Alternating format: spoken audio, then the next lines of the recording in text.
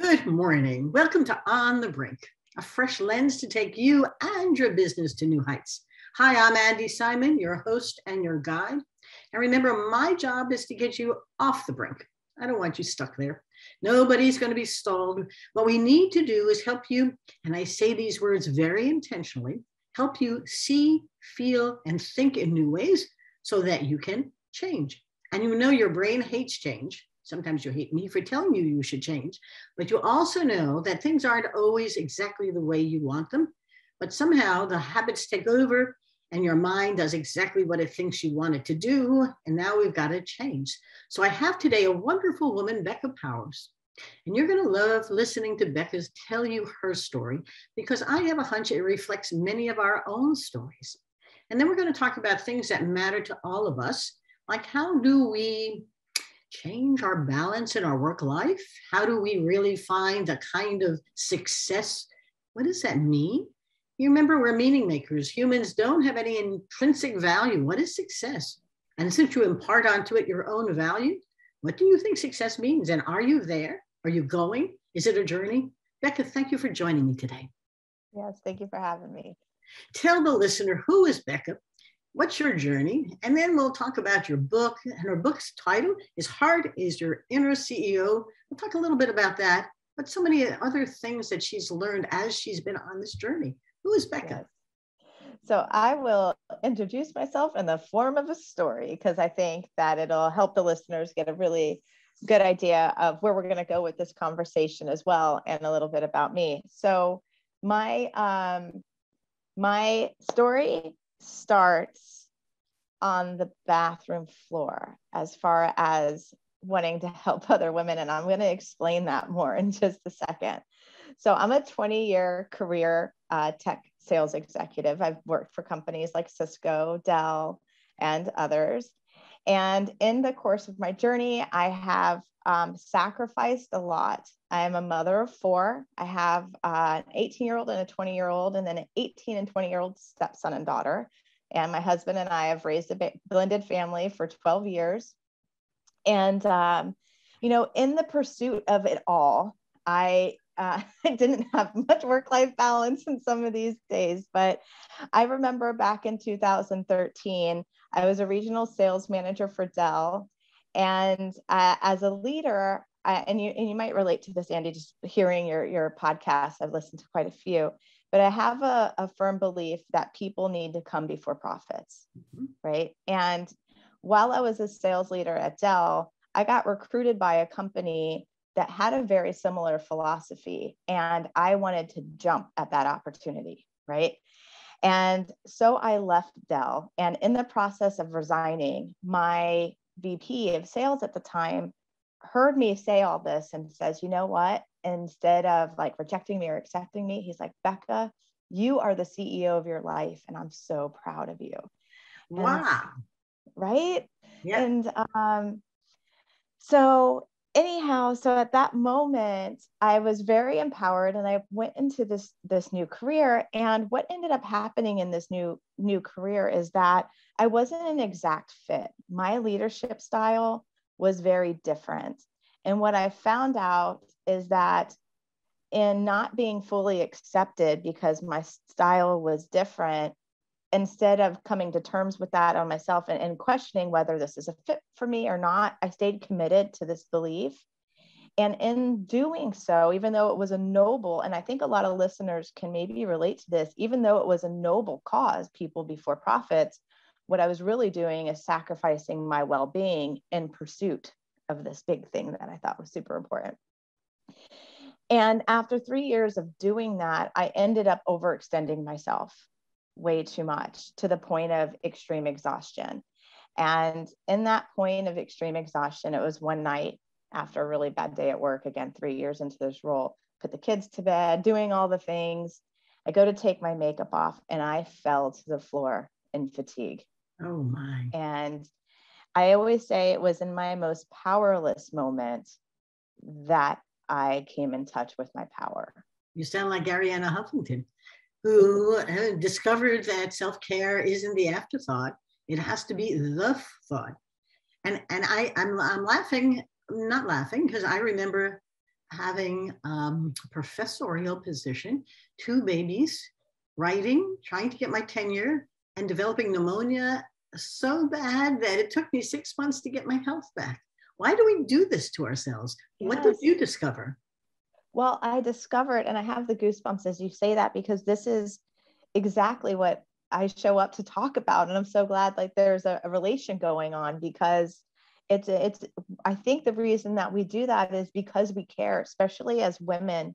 We're very servant based. We are used to taking care of multiple things. And so it's very natural for us to almost abandon ourselves in the pursuit of the things that we think are important. Yes. And I think that is a really important part of the message, because we beat ourselves up a lot as women. And it's like, oh, how could I have done that? Or how can I not have seen that? And really at the end of the day, where I got on the bathroom floors, I got here because I cared. Yes. Not because I didn't care. So where did that take you? I'm curious about when you got off the bathroom floor, which you clearly did. Did you have that epiphany that said, enough, I'm going someplace else, or push on and do it better, or change within your life-work balance, or what was your epiphany?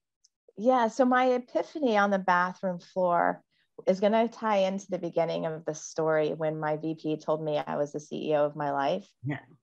I'm sitting there on the bathroom floor crying and in just this state of powerlessness and brokenness. And then all of a sudden, I remember like giving an exhale, like as if I was like praying or like calling out for help, that I don't know, I can't power through another day. I just remember thinking this to my head, like, I don't know what to do. I'm feeling powerless. I don't know what to do. And all of a sudden, I call it my instant miracle. That conversation came back to my forefront.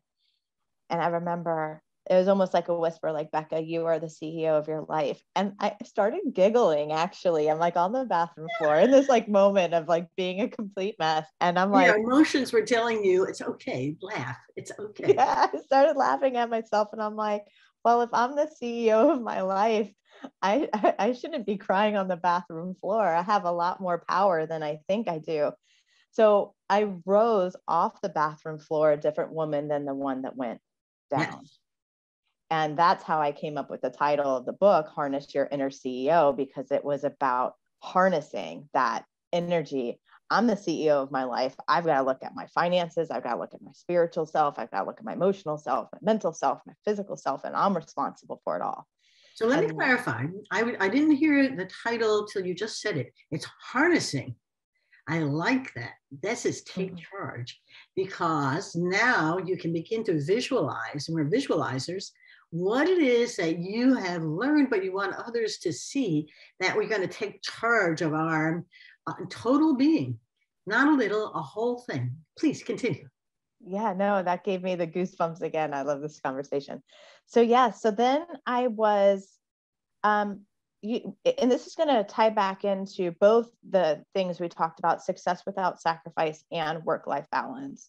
What I realized about work-life balance is it really wasn't obtainable in the way that it was being fed to me by media and social and work environments and things along those lines. And then there was a way that I could go about success. It was more of a question, but I knew it was possible. I'm like, is there a way to go about chasing my success? Because there's a lot of things I love about my career, actually. But can I chase success without sacrifice? And so those became two themes that I really explored and gutted out within myself. And in the process, did you go on a journey? And I'm asking because in my book, Rethink, Smashing the Myths of Women in Business, several of the women went off on journeys at that catalytic moment when what they were doing wasn't good, but what they wanted to do wasn't clear. And those journeys, whether it took them through Africa or Europe or wherever, with a backpack or without, was time to think and wander. What did you find? Yes. So I did go on a journey. So my journey was about 2 years long. But what I think is unique about my journey is I stayed exactly in my life. Mm-hmm. I was a mom, and my kids were in middle school at the time. I didn't have time to go on sabbaticals or anything like that. But I realized I could go on a sabbatical within myself. Mm-hmm. And that's exactly what I did. So I did start evaluating whether that job was a fit or not. And as I started asking myself questions and understanding too, I think one practical tip I can give listeners is that our bodies are going to tell us what's a fit. Yes. When things feel good, we feel relaxed, we feel butterflies, we get excited. When things aren't a fit and we're still questioning, maybe it is, maybe it isn't, and we're using logic to make it okay, our bodies will tell us, I've got a pain in my shoulder, I'm having headaches every night. And once I realized that those signs from my body were really symptoms of things not being a fit, I just kept exploring things that made me feel better. And I ended up in a new job a few months later. And the one part I want to share before we pause and go back into conversation is that for me, I had to lead my own way. And what I mean by that is I technically demoted myself. Mm-hmm. I went back to outside sales because I'm a sales professional. And in that one move, I increased my income. I started having success without sacrifice. I found what work-life balance was for me. I was able to put down my phones and emails and dedications by 5:30. I ended up getting a sales territory for the Florida Keys because I'm in South Florida. And I had to drive down to the Keys every 3 weeks. And now I had like water on both sides of me, dolphins jumping in the water. I was like, what life am I in? So well, yes. Your life. So your visual is so powerful because I truly believe there's a path through life. A little serendipity, but a lot of self-awareness, to your point. We decide with the heart and the eyes, not the head. And so if you're thinking, audience, hard about what you do and how you do it, and it doesn't feel good every morning, you wake up without a smile on your face, you're in the wrong path. And you can stay on that line and keep pushing it. And Becca could tell you she could have. But there's something in your physical, emotional human being. You know, when they talk about that gut, there really is a gut that's connected to what you're doing.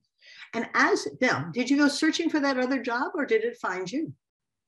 It found me. Thank you for asking that question because I get, again, the goosebumps. It's a very powerful thing when we finally stop powering through. And maybe it's surrender. That word was always kind of complicated concept for me to like fully grasp, but I do know that's what happened in my moment on the bathroom floor. The next day, and that's like I have a saying like admit when things are wrong, or just admit when things aren't going right. The next morning, I called one of my work best friends and I was like, Jessie, I just need to tell you that this isn't working. And I ended up on the bathroom floor last night, but I'm empowered today. And the next thing I know is within 4 hours, she calls me with a job lead. Wow. To the company I ended up leaving for. And so, yes, like it just fell into my lap within hours, within 24 hours. But are we different than the rest of the world? Or are we just paying attention to it differently? I too have lived, and I'm convinced that serendipity is one of your best resources. And sometimes you don't really know why something has happened, but you do know that something is happening. And if you can pause for a moment, and you have your health, you have your family, you have your husband, you have all these things going right. What's wrong? You want to say something? I know. Please share. No, I'm nodding my head just because it was the pause. We power, and as women, I think I was just like, yes, because we power through life as women. I think one of our superpowers is our resilience and our ability to even set powerful intentions for ourselves. We can be going through hell, and just like the next day is like, I got this. I'm going to show up as my best self. And it was in doing that too many times that I actually got stuck in my rut. Yeah. And it was that power of the pause that allowed me to reevaluate everything. It is interesting because we don't know where we're going. But we do know as women who are aspirational and career, whatever that means, I could never be simply a stay-at-home mom. I had 2 daughters. They were 14 months apart. And 3 weeks after each of them, I was back in the classroom. But it never dawned on me that that wasn't the way one should do it. But we are very intentional in some ways, but not reflective in others. And I got my tenure, and I've been the EVP of a bank, and I've been successful in my business for 20 years. But along the way, there have been aha moments like you have. And for our listeners, think carefully about the aha moment the pandemic has offered you. I often preach never waste a crisis. This is not one that I would have ever had anticipated or encouraged to find us, but don't waste it, because if nothing else, that's your bathroom floor. Mm-hmm. You know, you have a moment now to really rethink the things that you're doing, how you're doing them. And I'm in awe of the great resignation, which isn't, because people are back to work and they're fine, but they just moved around in jobs. But they also were a catalyst for employers. You said people before profits. What happened is the employees said, us before you. Maybe there's a message here. You know, so as you're moving along your own journey, where are you now? Where are you going? So that's an interesting question, because it definitely, life has unfolded for me, I say, in the most beautiful, magical, and, to your point, unexpected ways. So after my 2-year journey of reestablishing what was important to me, reprioritizing, my career took off again. I've always, like, to your point, I've always been careered. In my highest position, I was an operational sales director with 110 people under me and $500 million annual number. But what I realized is that wasn't defining success for me. Success for me meant I did like making money, but I also like making an impact. And so I started finding roles that I felt I was able to deliver that impact, and they varied in title. I realized that title was more something that fulfilled my ego rather than fulfilled my satisfaction. Yes. So I started chasing fulfillment and impact. As a result, I started making more money. As a result of feeling like I'm making an impact and feeling more fulfilled, I started having what we want to call work-life balance, is that I had more passion in me. So even though I think I was working about the same hours, I like working. I'm probably 40 to 50 hours a week. What I found is that my work changed. I started doing podcasts. I made time to write a book, and people are like, how do you write a book? You work full time, you've got kids, you got all this. Because it mattered. Yeah, it mattered, and it happened with ease, and it was quite delightful, actually. So where am I now? I am going back to Cisco. I was with Cisco for 2 years, and they recently recruited me back, and I'm happily going back. I loved working there. I'm going as a strategic sales lead and solution evangelist, which puts me in that place of impact and fulfillment. I'm sitting down to write my second book. I am starting my own podcast soon, and I'm vacationing and enjoying my life, and just kind of able to have more without doing so much. It's weird place to be in. But it is. But on the other side, nobody could tell you that, could they? No. And while I do a lot of executive coaching, at the end of the day, we ask more questions than we tell. Because if you can't find the solution yourself, it's not a good solution. And if you're trying to do something someone else said we should do, you're imagining what those words mean. But that means you have to be reflective, intentional, and willing to make a detour.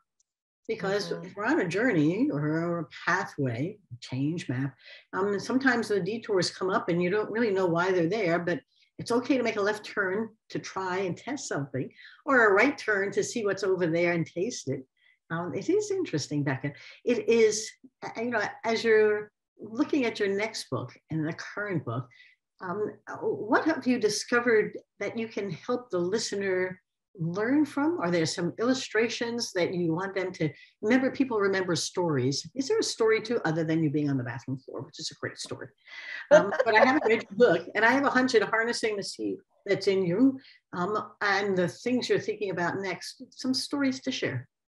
Yeah, well, one of the things because I've been a corporate gal for 20 years, I really wanted to explore burnout, but more so because that's really what happened. I ended up burnt out on the bathroom floor. So being, an excavationist and an explorer, I wanted to understand what got me there. And I'm also life coach. I'm a Kundalini teacher, so I've got some more ands. I do this and, but I just wanted to really kind of understand what's causing the Great Resignation. Why are people fed up? What's going on in all of that? So as I started surveying people, this is a very interesting thing.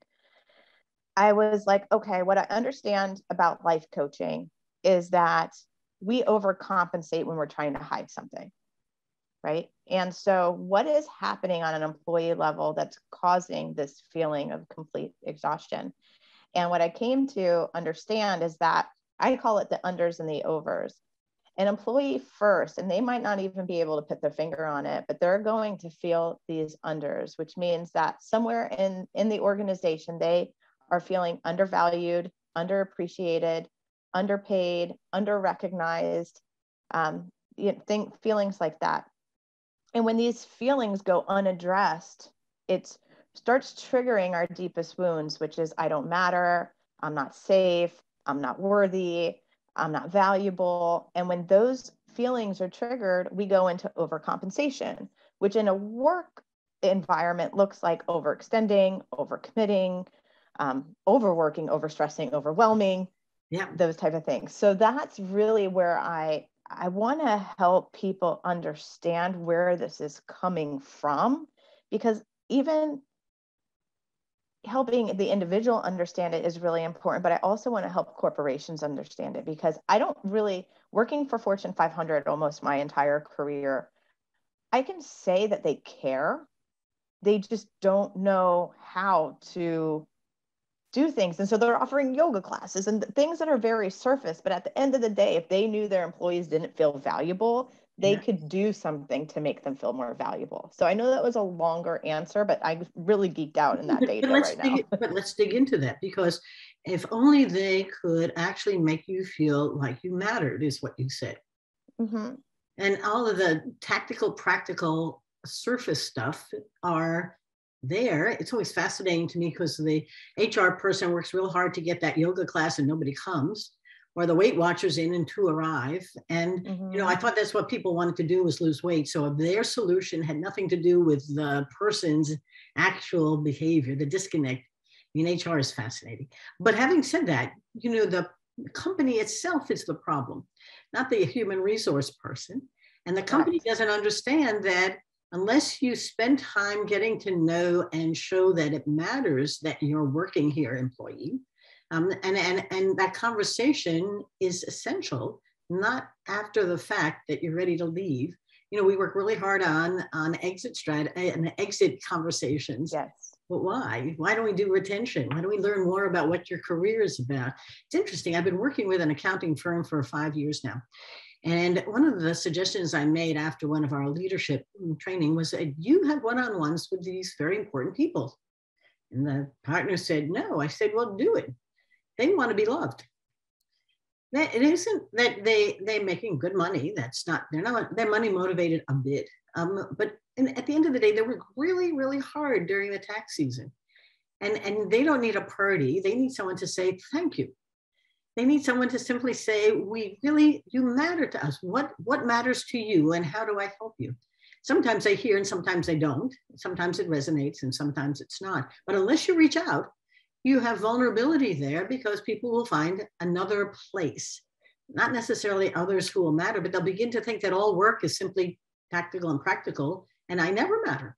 And then I'll just hop around, and that's what happens. What do you think? No, I think you're really onto something as far as how you're understanding what's going on. I would say that even from a survey perspective, I've surveyed about 1,000 people right now, and 88% feel undervalued, underappreciated, like some combination, but at least 2 to hit the 88% score. I had set it so that you have to at least hit 2. Yeah. And that means 88% of the workforce is experiencing at least 2 unders. And my last thought to that thought is that people are living their emotions. And so if we stay on the tactical, practical, logical side, you're missing what matters to them. And humans want a hug. I mean, at the end of the day, they want to belong. They want to feel well.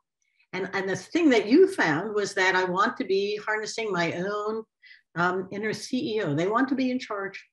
They want to feel they have some control. And that all of this has come out of the pandemic big time. I'm not sure the message, I must confess, I work with too many CEOs of mid-market companies and the guys don't quite get it.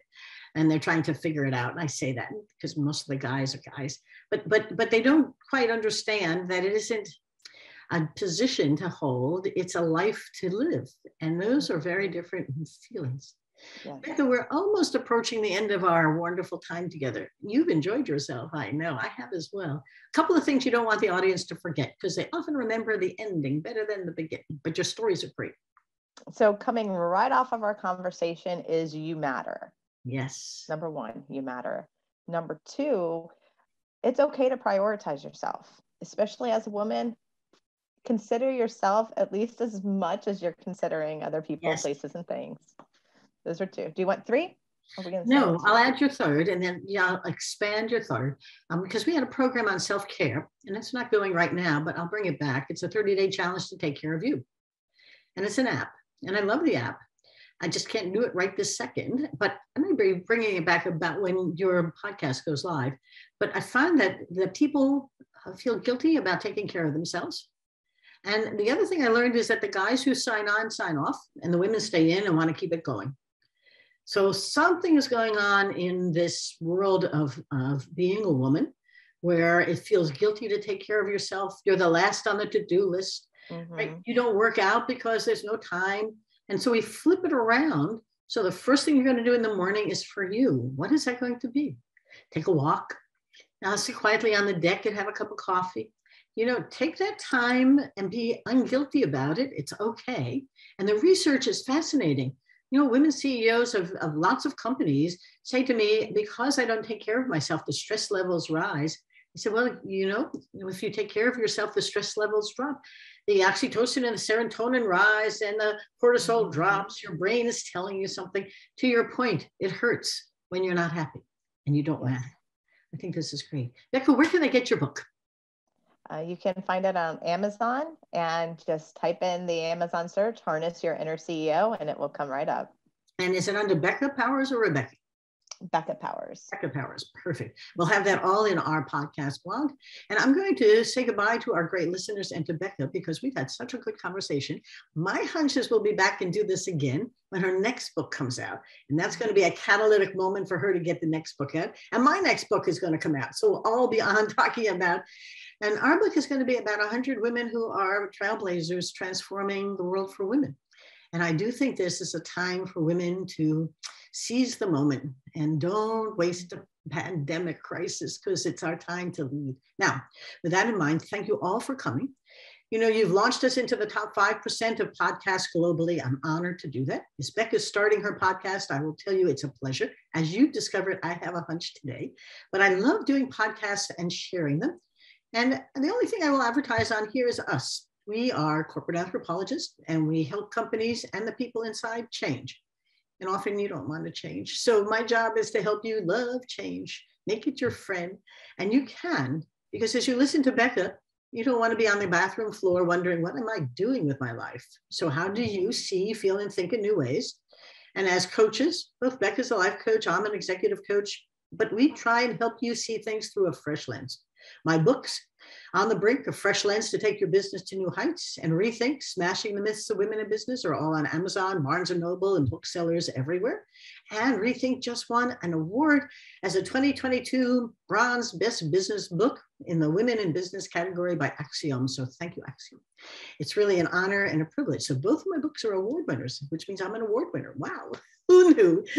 But I don't think we write to be award winners. We write to help people see, feel, and think in new ways. Reach us at info@andysimon.com and come along for the ride. Let's have a good journey together. It's been such fun. Goodbye, Becca. Thank you so much. Bye, Andy. Thank you.